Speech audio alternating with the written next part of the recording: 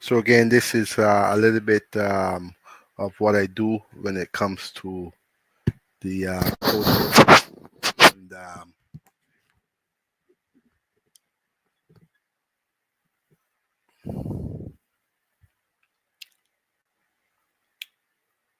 so the code book is not, it's not rocket science. All it takes is practice. Practice makes you know everything go well when it comes to the code. So these are the rules that are laid out. These are the rules that I normally follow when it comes to doing my electrical. As you can see, there's arc fault protection, there's combination type arc fault circuit interrupter, there's outlet branch circuit type arc fault circuit interrupter. Um, so these are basically the arc fault breakers with the tails that we use to protect the circuit. Um, there's you have here receptacles installed for refrigerator in accordance with rule 26/7722, and it says D. So all you do is you go to the same D right here. You go to 26/722, and then you follow that information. It gives you a letter here D, also gives you an I, so you have to check out that to see what's going on there. um, Again, it also says at least one branch circuit shall be provided slowly for receptacles installed in the laundry room or in a space where the complete plumbing is installed to accommodate a washing machine. So at least one branch circuit, and that circuit shall be on its own. When it comes to washing machines, you're not supposed to jump off from receptacle to receptacle. So that receptacle, uh, in my videos, you'll see me running my lines, installing my receptacles, hooking it up at the panel. So it's always on its own. That's what that rule simply states. Then it says at least one branch circuit shall be provided at least one branch circuit shall be provided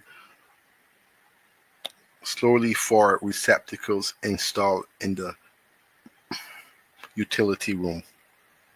So when it comes to the utility rooms, it shall have its own branch circuit, whether it be for the water heater, whatever the case is. That's what that receptacle is for. A lot of times in the older homes, I will see it's hooked up to the lighting circuit. So I always try to, not always, I make sure that when I'm doing a roughing, you will see in my work that any receptacle that I rough in the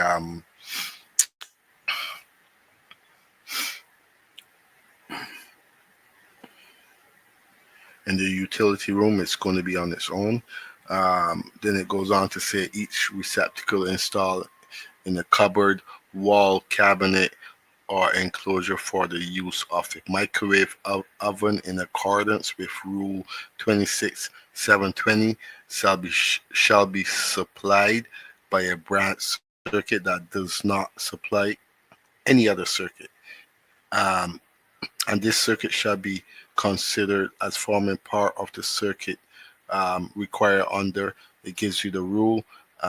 So what you'll do is you'll take that number, you'll go to that rule, and you'll double check it to make sure whatever information they're giving you. And it says a separate branch circuit shall be provided slow.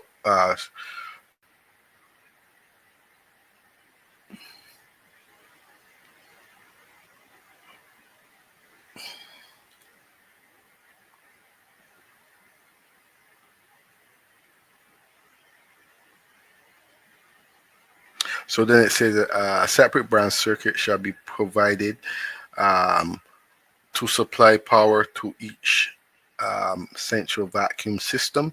Normally, you have a central vac system, and that's going to have its own circuit.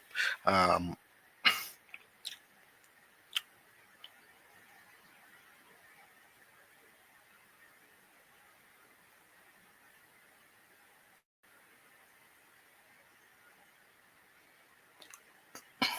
So again, these are rules, like I said, that are given, and these are rules that I normally follow. A panel board shall be installed in every dwelling unit except for dwelling unit in hotels and motels, slash, slash, slash. So these are the rules. Like I said, this is just a page of what I'm showing. There's many other rules that that I have here. Let me see if I can.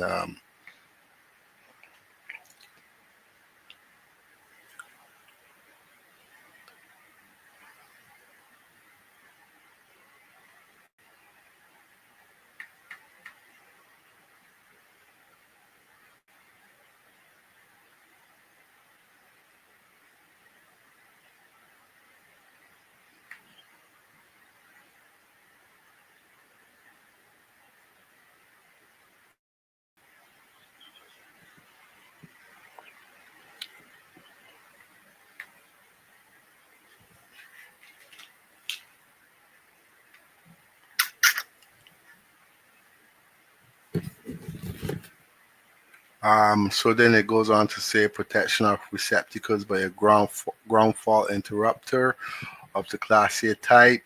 Um, Tamper resistant receptacles. It has here receptacles exposed to the weather, receptacles for maintenance of equipment located on the rooftop, sump pump receptacles, so on.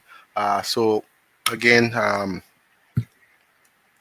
so these are all rules that are laid out, and these are all rules that we follow in order to